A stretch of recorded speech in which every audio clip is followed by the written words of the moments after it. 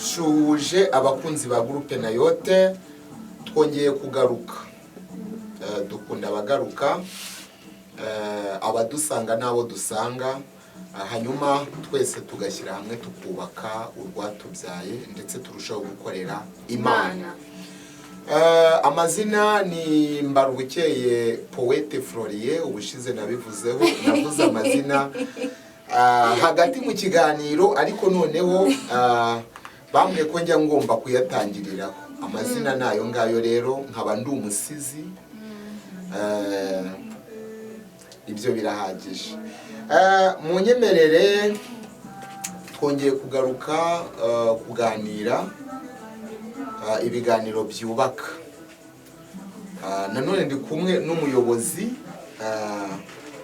w'indirimbo muri groupe Nayote. Mumeze mute? Imashimwe cyane. Uyu munsi rero dufite insanganyamatsiko tugiye kubabwira nyuma yo gusenga Imana, kugira ngo Imana iyobore ikiganiro kandi namwe muzagikurikira hazabe hari ikintu mukuyemo. Turaza gusubira gatoya ku cyo twavuzeho ubushize kugira ngo n'abatarabashije kukireba nibura baze kugira amakuru amwe n'amwe bakimenyaho ku buryo burambuye, bakaba bajya kukireba kuri Nayote Group, ariyo groupe yacu. Turabashimiye rero dirigente watangira usenga, hanyuma nitwaza kurangiza uraza gukurikizaho n'ibindi. Turagushimye Mana, twongeye kuguhimbaza kuko wabanye natwe, waraturinze Mana. Tugushimiye ko wabanye natwe ukaduha uyu munsi, turabigushimiye Mana, wagize neza. Rero turatangiye, utangirane natwe, duha amagambo y'ubwenge mu kanwa kacu, kandi udukoreshe iby'ubutwari, izina ryawe rirusheho kwamamara bwawe Yesu Kristo asenze. Amen. Murakoze cyane, dukunda ibitekerezo byanyu, mugenda muduha, turabibona tukabisoma. Kuri bimwe ngira ngo mu kiganiro cy'ubushize twarabikosoye, ikiganiro tucyongereraho igihe kugira ngo buri umwe wese aze gukuramo ikimufasha. Ni mu nkundi rero n'uyu munsi twongeye kugaruka. Dirigente, andi makuru Meza. Urakomeye? Ndakomeye. Aha, amagambo y'ihumure niyo nkomeza. Ubundi ihumure niryo ryiza. Inkuru z'ihumure. Yego. Mbere ya byose utagize ihumure wasara. Yego. Ariko guhumurizwa n'Imana bikaba akarusho. Ni naryo humure rikomeye, kuko umuntu ashobora kuguhumuriza ariko ntumwizere bitewe n'impamvu, ariko iyo uhumurijwe n'Imana ibintu bigenda neza. Yego. Nawe basuhuza. Yarasubije. Kutishimye? Mu izina rya Yesu ndishimye. Aha. Ushaka kuncokoza ko mba nishimye, ariko urishimye. waba ufite amagambo y'ihumure y'Imana ukaba utishimye. Ngewe ubu muri ino minsi ndi mu mashimwe atari kubona. Imana ishimwe. Uvuze akantu k'amashimwe rero numva inkoza ahantu. Hari igisigo nahimbye nshima Imana. Ngawe tubwire.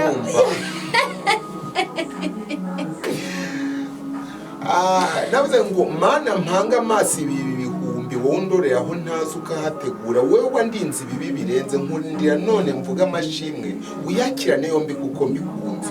Wandinze ubwanjye inshuti n'imiryango, imitego nzi niyo ntazi narayirenze. Undindira umubiri n'umwuka, ineza yawe byose.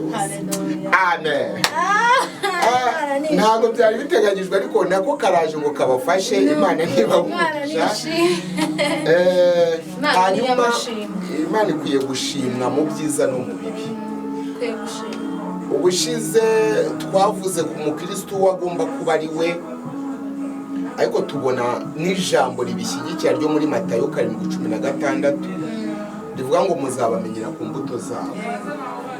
Ibyo umuntu avuga ntukabyizera 100%, ahubwo reba mu bikorwa bye bya buri munsi, imikorere ye, imigendereye, aho uzahita umenya ko ari umukristo koko nyakuri. nk'uko Kristo ari we cyitegererezo cy'abamwizera, ari bo bakristo, kuko ni abakristo. Uwo muntu ni uwa Kristo, bakitwa abakristo.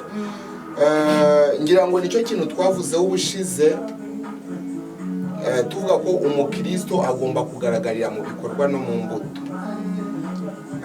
Imbuto nziza, ibikorwa byiza bya buri munsi. Imana niba umugisha. Hanyuma rero dirijante, uyu munsi ndakubaza nifashishije agenda ibibazo nanditse. Ntibigutere ubwoba. Aba ari urutonde rw'ibibazo, ariko kuko isi ifite ibibazo byinshi ndakuramo bikeya rero, kuko ntago umuntu byose yagira ute yabivuga ngo abirangize.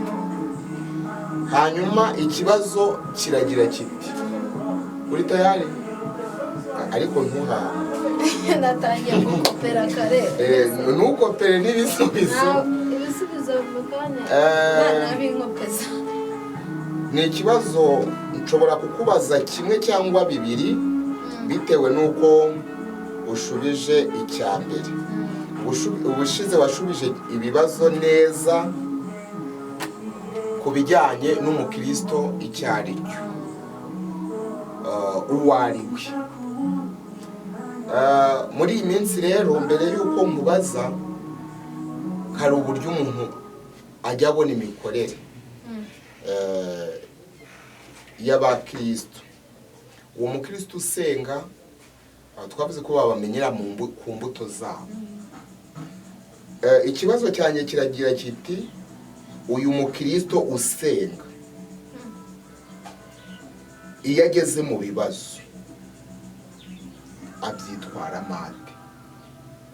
Umukristo usenga iyo ageze mu bibazo abyitwara mate, cyangwa ni ibiki byamushoboza muri iki gihe cy'ibibazo? Umwanya ni uwawe.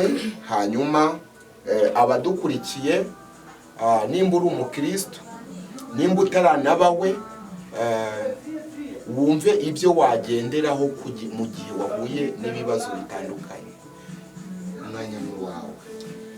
Murakoze. Umukristo uri mu rugendo rujya mu ijuru, iteka ryose ntabwo yabura kugeragezwa. Niyo byagenda bite,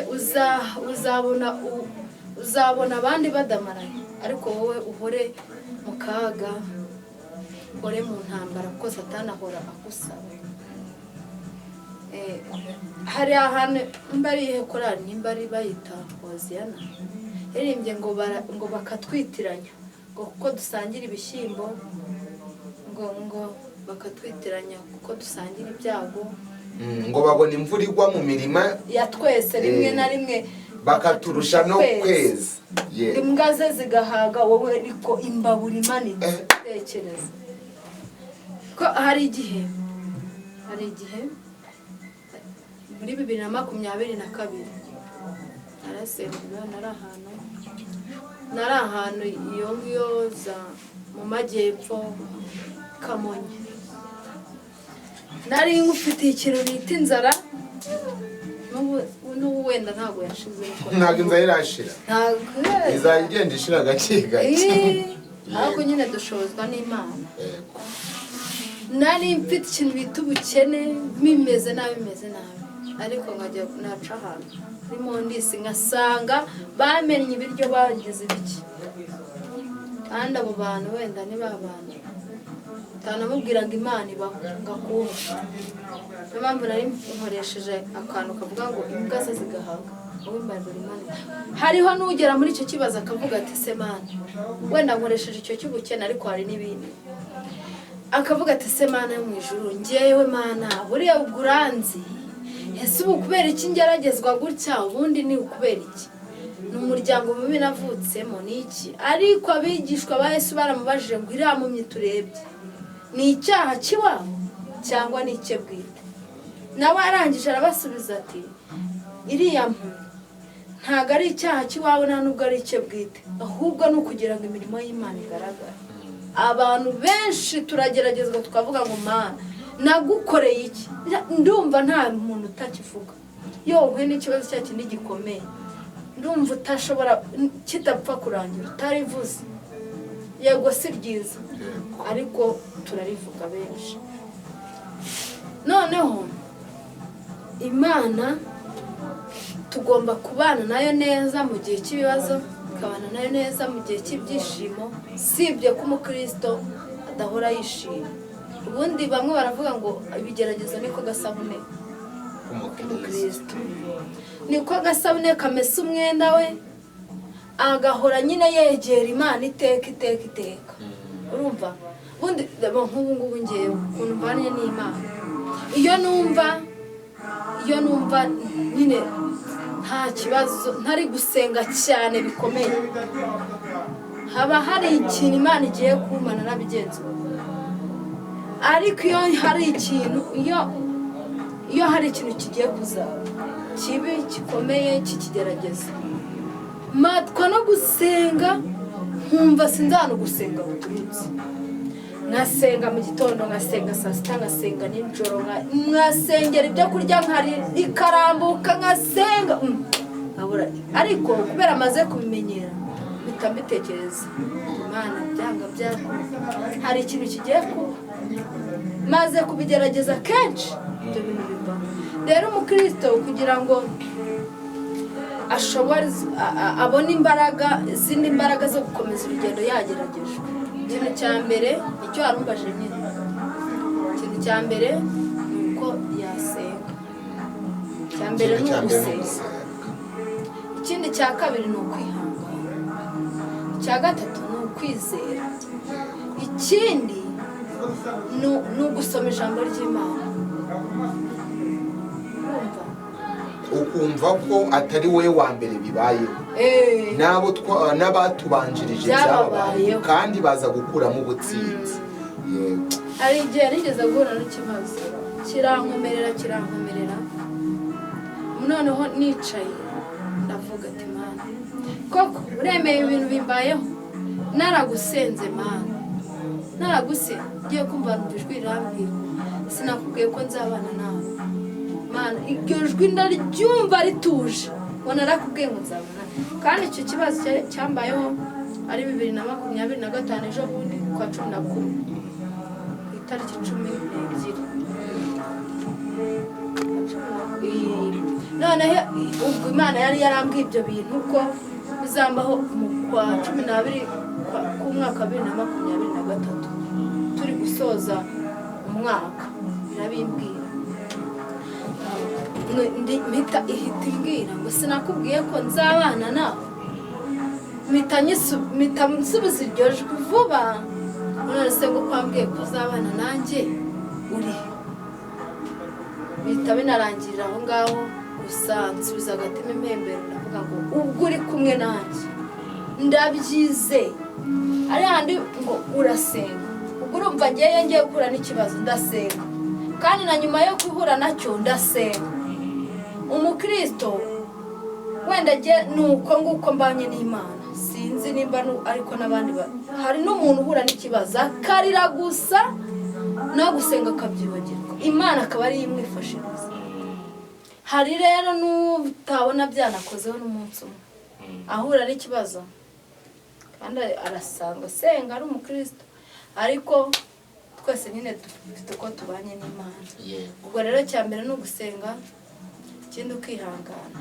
Inshuti yanjye, kwihangana ni impano ikomeye cyane, ni impano ikomeye, ndetse no kwizera.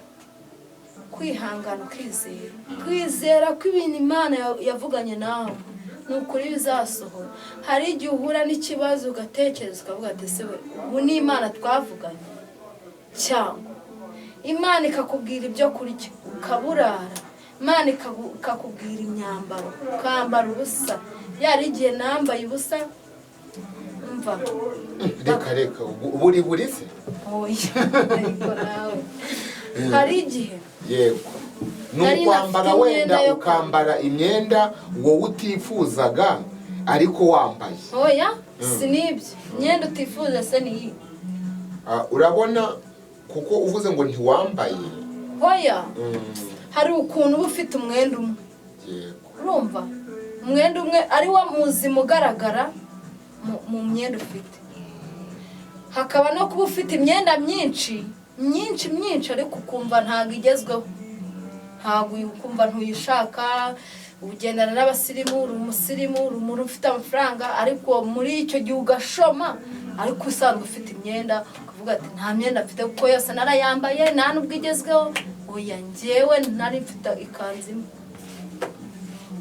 ikanzu imwe ndayambara kandi Imana yabanye nanjye hari umunsi Imana yankoreye surprise ariko gukorera Imana nicyo cya mbere icyo tuzakivuga y'ubundi uko imirimo hari igihe ukorera Imana no muri icyo kigeragezo ufite Imana ikagutabariramo irebeye ukuntu ntacyo yikinze wayibwije ukuri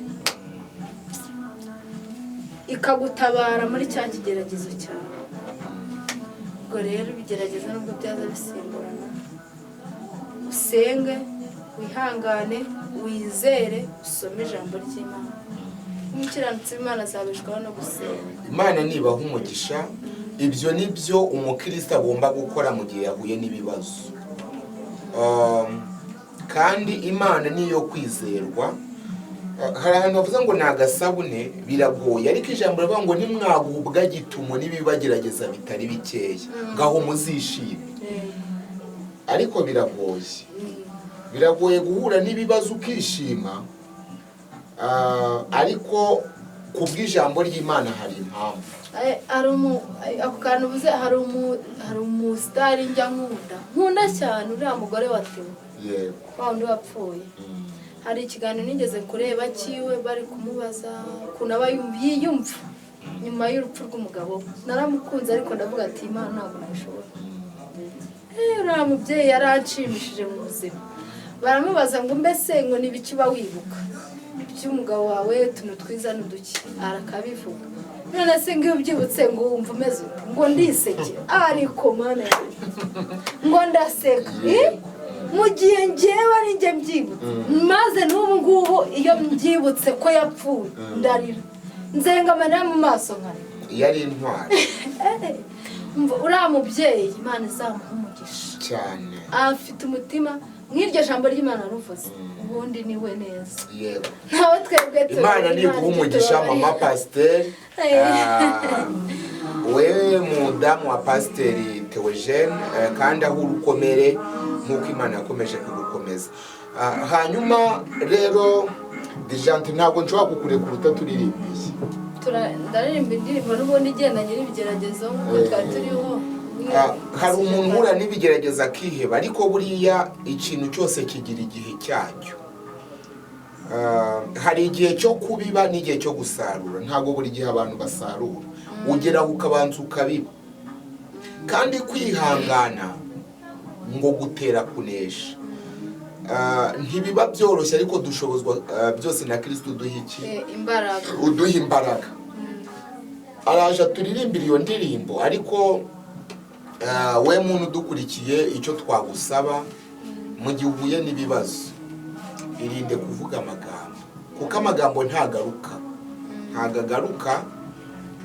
hari igihe cyagera nyuma ukicuza bibaho ariko ijambo ryaragiye nugera mu kigeragezo rero uzasenga Imana iguhe kwihangana wiceceke iyo ndi mu kigeragezo nk'icyo gikomeye njyewe pe nshobora kubabara akanya gato ariko njyewe uko nawe ikigeragezo mpimba indirimbo ubu ufite indirimbo zingana n'ibigeragezo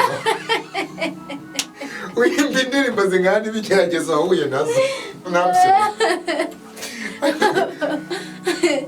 mpimba indirimbo nizeye ko ufite nk'indirimbo nk'igihe kubera ikigeragezo igihumbi bwa kukiri umwana wenda ubwo ni nk'icumi ayisi sawa nyine oya n'amashimwe nshima n'Imana njyewe ubwo no mu mashimwe njyewe n'akantu kadashinga nshima Imana no mu mashimwe ndashima njyewe nshobora kuririmba indirimbo y'amashimwe nashimwe ukareba ikintu imana yankoreye ukakibura ugiye kundimbira uririmbira n'abakunzi indirimbo iyo mu bigeragezo twari turimo uhita ujya no mu mashimwe kuko ntabwo ari ngombwa guheranwa n'ibigeragezo ntabwo ari ngombwa guherana n'ibigeragezo ibigeragezo biraza ariko iyo ufite icyo ugambiriye binyuraho turirimbere ibigeragezo bihora bisimburana ikinini n'igito bihana inzira kimwe kiza ikindi kigenda gusa amagambo y'ihumure niyankomeza aho ngiye gutsindwa aransindishiriza anyibutsa ijambo ryiza ngo nzabana nawe aho ngiye gutsinda aransindishiriza anyibutsa ijambo ryiza ngo nzabana nawe ibikomeye sibyo byambuza imbaraga zo gushima birakomeretsa ariko azanyomora inguma kumuhanga amaso iteka bizanyiza intege nkeye mpore ndirimba mpore mpimbaza urukundo rwe mpore ndirimba mpore mpimbaza urukundo rwe ibishushanyo bisa n'ibisubizo mu nzira biragwiriye ibyo mpanze amaso si wo mugisha wanjye si nawo mugabane Yesu yampatiye hari gakondo yabera ntegereje nzahanagurwa amarira reka ngasubiremo ibishushanyo bisa n'ibisubizo mu nzira biragwiriye ibyo mpanze amaso si wo mugisha wanjye si nawo mugabane Yesu yampatiye hari gakondo yabera ntegereje nzahanagurwa amarira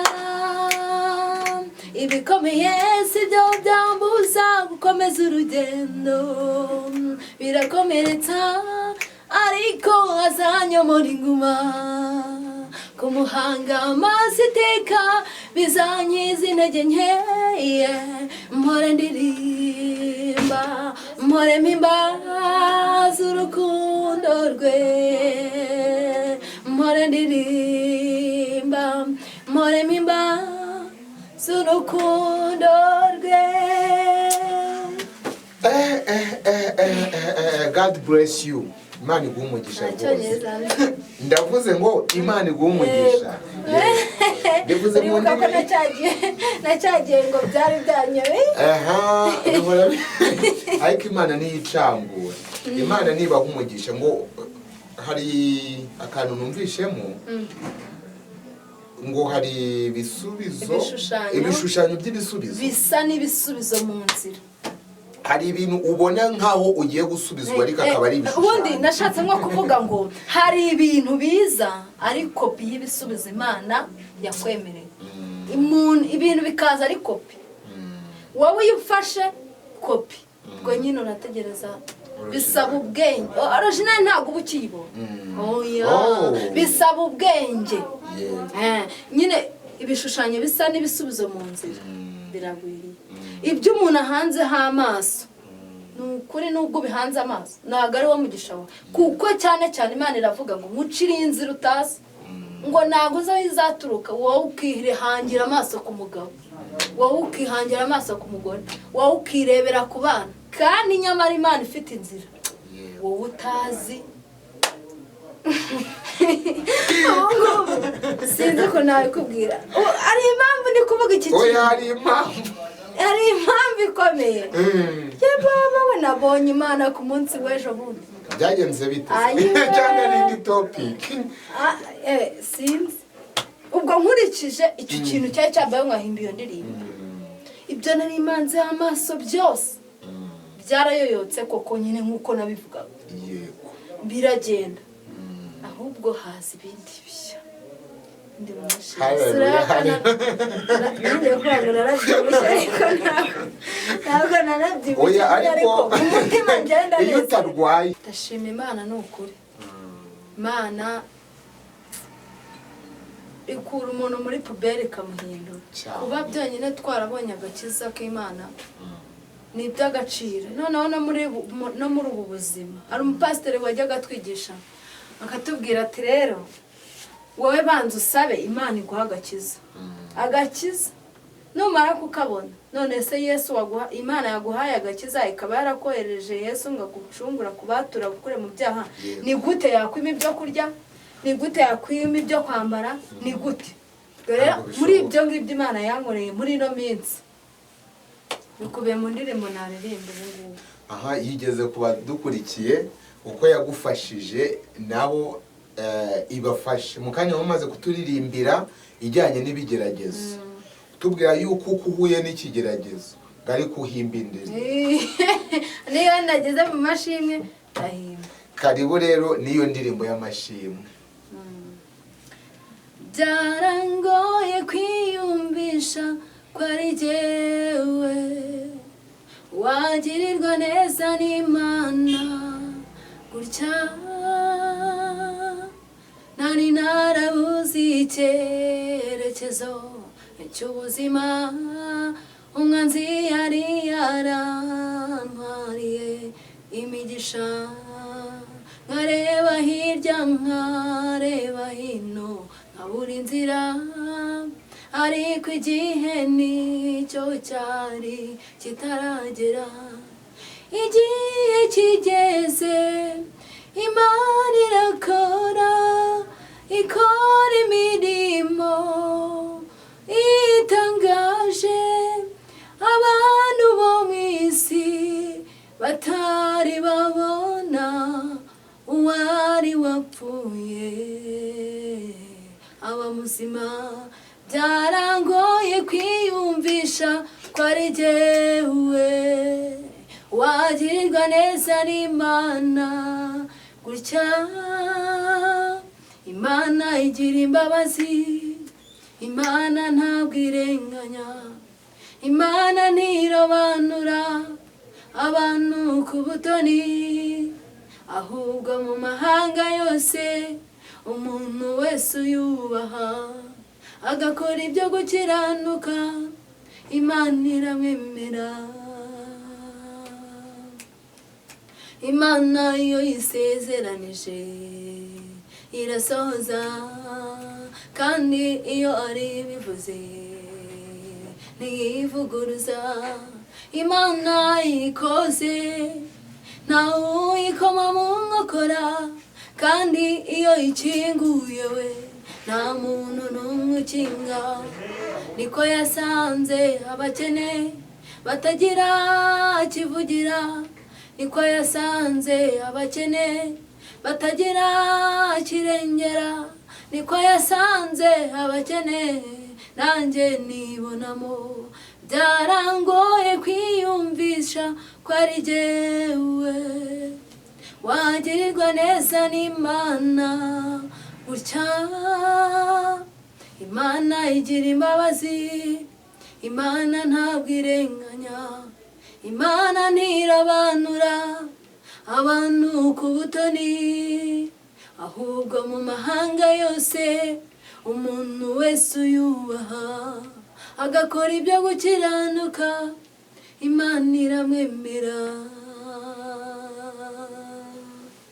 amen amen amen Imana ni inyembaraga kandi n'inyembabazi ntago yo igire banura abantu ku butoni dushimiye uwo mwami rero ariko ngo yagukoze ku mutima aheruka kugukora ku mutima muri iyi minsi bigenda neza byagenze neza hari ukuntu wagiye kubona ubona ka message tubigire ibanga. Okay, abakunzi ba groupe nayo turabashimiye. Icyo dupfa ni uko Imana yagize neza. Yego. Imana yarakoze yatubereye aho tutari turi. Imana isoza isezerano ry'imyaka. Imana noneho kintu natinye Imana nazanzo ziturota mu bicuku bya nijoro. Imana iziha agaciro. Njye nibwo bundi narose ibintu 2022 bisohoye muri uyu mwaka. Ariko wumve ngo ni inzozi nanjye ubwanjye najyaga nekeza nkavuga ngo se zizasora. Mwumva ndazirarikiye bigeze aho ndarazihorera. Ariko najya gusenga tumva inzozi warose zishinga hagati zizasora uko aziruzi hatavuyeho n'akana kamwe zirasohora ejo bundi muri uyu mwaka. Nibyo bijyanye n'aka message suri kwaga kumbi. Ntabwo nakubwira ceceka. Okay. Abakunzi ba groupe nayo rero. Bivuga kera. Ariko ngo dufite ubuhamya. Ariko nta bihamya. Dufite ibihamya bifatika kugendana n'ibimenyetso bigaragara kuko gukorera Uwiteka nta gihombo kirimo tuzahembwa. Haleluya.